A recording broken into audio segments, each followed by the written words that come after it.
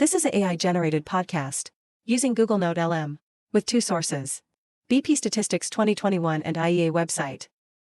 Topic: Analysis of Asia energy growth toward energy transition, and explanation between FCOE and LCOE. Welcome back, everyone. Today we're diving deep into the world of clean energy growth, focusing on Asia. Sounds exciting. It is.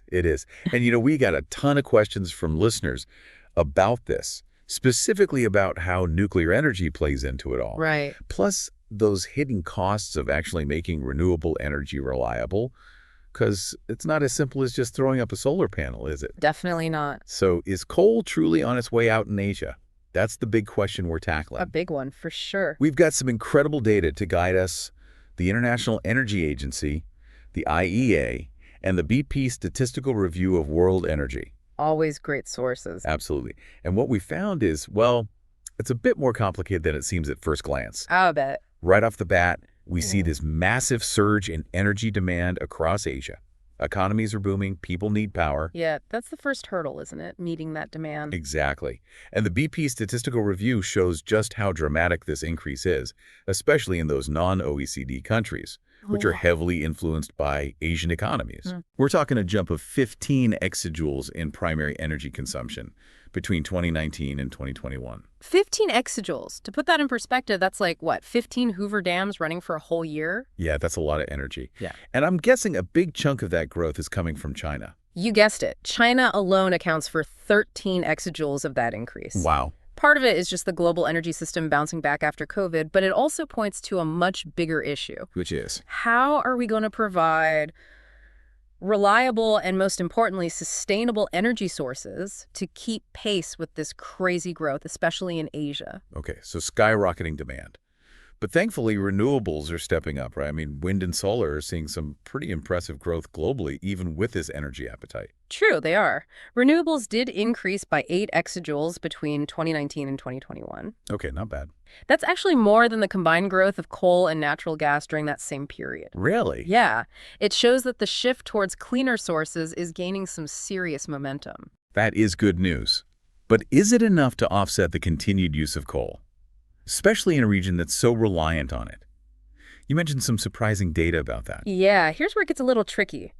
While renewable energy is expanding, the BP Statistical Review also shows that coal consumption in those non-OECD countries, again, heavily influenced by Asian economies, it's climbed to 52,316,000 barrels daily in 2021. Hold on, so even with renewables growing, coal's making a comeback. I didn't expect that. It's complicated. A few factors at play. Economic recovery is one, of course. Sure. But there's also the issue of baseload power, that constant, always-on energy supply. Like the backbone. Exactly. And right now, many countries see coal as the most reliable option for that. Even if it's not the cleanest. That makes sense. The sun isn't always shining, wind isn't always blowing. So you need that dependable backup, especially when you're talking about powering entire economies. But wouldn't that make renewables more expensive in the long run? I mean, if you're keeping coal plants on standby just in case, doesn't that add to the overall cost? It does, and that leads us to the often overlooked concept of firming costs. Firming costs? Yeah. Okay, break that down for me. So you know about LCOE, levelized cost of electricity. Right. That's focused on upfront costs. Exactly, like how much to build a solar farm. Gotcha. But it doesn't tell the whole story. What's missing? It doesn't account for those costs of keeping the grid stable when those renewable sources aren't producing enough. So backup power, grid management, all that. Exactly. And those firming costs can be significant. So it's not just the cost of the wind farm. It's the cost of having backup power plants ready to go when the wind dies down. Right. That could really change how we compare different energy sources. Definitely. And that's why looking at the full cost of electricity, or FCOE, is so crucial. FCOE. Okay, so that factors in everything. It includes firming requirements, grid integration costs, even storage solutions. So FCOE gives a much more complete picture. Exactly. It shows the true economic viability of different energy sources. So LCOE might say solar is cheaper than coal up front, but FCOE might tell a different story. Exactly. Once you factor in all those hidden costs, the picture changes. That's really important, especially for policymakers trying to figure out the best path to a cleaner energy future. Couldn't agree more. And this complexity is even bigger when we consider the unique challenges and opportunities in Asia. Which brings us to another question our listeners had: nuclear energy. Yeah, nuclear. It's often seen as a potential solution for lowering emissions. It has that potential, definitely. But it also comes with its own set of concerns, right? Of course. So how does nuclear fit into this complex energy landscape, especially in Asia? Well, nuclear power is a fascinating case.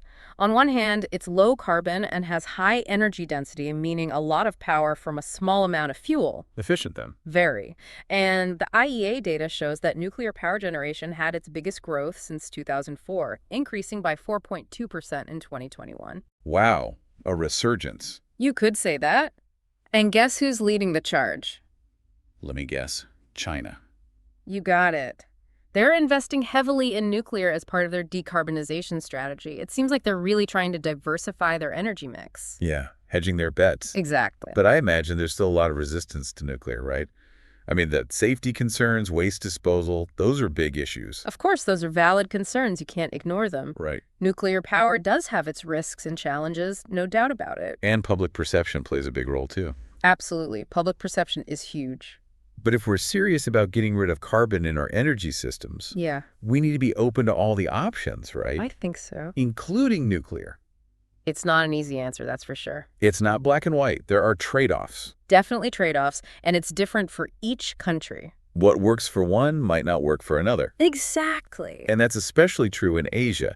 Such a diverse mix of economies, energy needs, political landscapes. Yeah, no one-size-fits-all solution here. So zooming out a bit, what strategies could actually help us kick coal to the curb in Asia while still meeting those growing energy demands? Sustainably, of course. It's a tall order, no doubt. Seems like it. But I don't think it's impossible. They're good. I think the key is a combination of things. Policy changes, Okay, technological innovation, and international collaboration. let's break that down. Yeah, well- What kind of policy changes are we talking about? Well, first off, governments need to commit to phasing out those coal-fired power plants. Make it happen. Exactly. Set clear timelines for closing them down, provide incentives for developing renewable energy, maybe implement carbon pricing. So basically make coal less appealing economically and make clean energy more competitive. Exact. But it's not just about pushing coal out. Right. It's about creating the right environment for renewables to thrive. Absolutely. And that's where the technological innovation comes in. We need to keep investing in research and development to bring down the cost of these renewable technologies, make them more efficient, and deal with those firming costs we talked about earlier. Couldn't agree more. You mentioned storage solutions before. Yeah. Are those key to making renewables more reliable and, able to meet demand when we need them? They're essential. Okay. We need ways to store that excess solar and wind energy so we can use it when the sun's not shining or the wind's not blowing. Makes sense.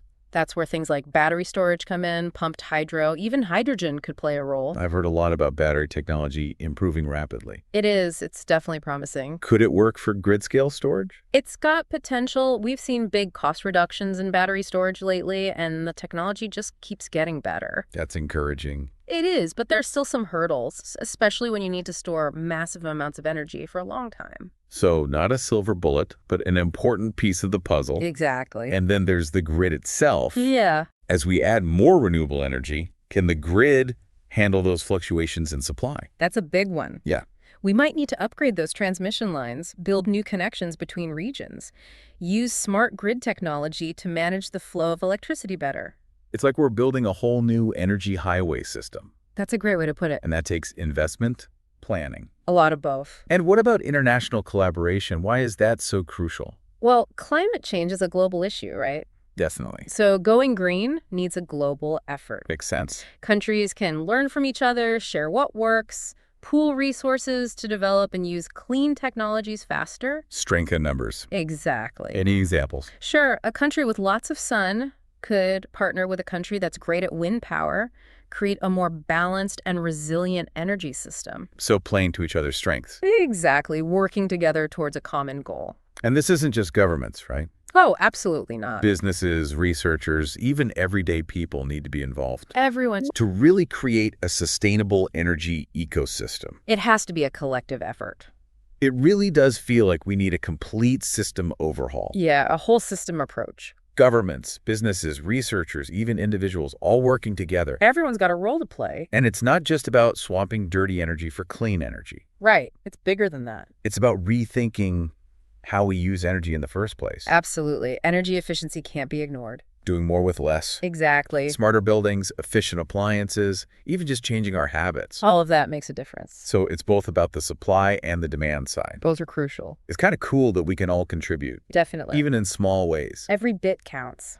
So as we wrap up our deep dive into Asia's clean energy landscape, what are the key takeaways for our listeners? Well, the first thing to remember is that this transition in Asia is really complex. Yeah, we've seen that. There's no magic bullet, no one solution that fixes everything. It needs a holistic approach, something that works for each country's unique situation, using a mix of technologies and policies, and collaboration is key. Lots of moving parts. For sure. It's about finding that balance, meeting those growing energy demands while cleaning up our act. Exactly. And it's important to remember that this transition is already happening. Things are moving. We're seeing real progress with renewable energy. Those energy storage technologies are getting better, and people are starting to understand that we need sustainable solutions. There's hope then.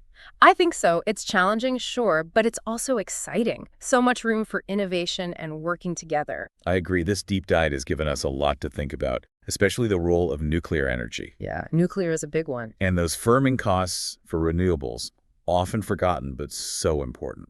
Definitely. And remembering to look at the full cost of electricity, not just the upfront price. The whole picture is crucial. We've also seen how fast clean energy is growing in Asia, even with coal still in the mix. It's a dynamic situation, always changing. And the decisions made in Asia in the next few years will have a global impact.